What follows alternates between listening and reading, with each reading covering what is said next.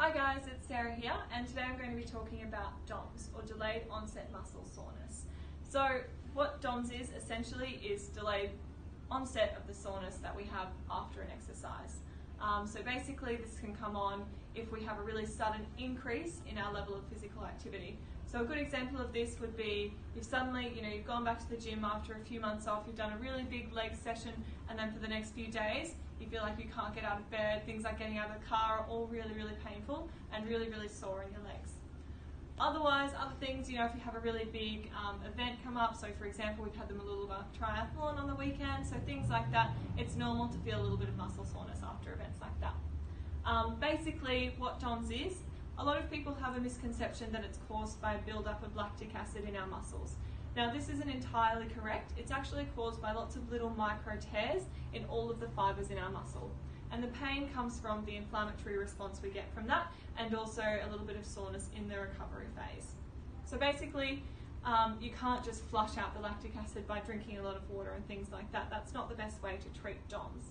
The best way to treat DOMS is in that initial period after you've finished exercise is doing an active recovery. So don't go home and sit down for a few hours afterwards and stop exercising for the next few days after that. Aim to go on like a short walk or things like that to keep your body moving and keep those muscles getting a lot of blood flow to them over the next few days. The other thing we can do is things like anti-inflammatory measures, so compression garments, ice, and some kind of anti-inflammatory medication. But obviously all of those things, we don't want to do those in the long term. The most important thing and the best way to prevent DOMS is to make sure you're not overdoing it at the gym and overdoing it with the exercises and things like that. You want to do a really gradual progression and gradually build on the exercises. So like if you're running, you want to gradually build up the distance instead of suddenly going out and doing a 10k run with no training.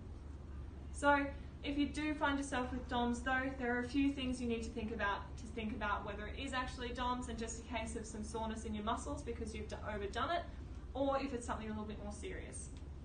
Basically there's 4 things to think about here.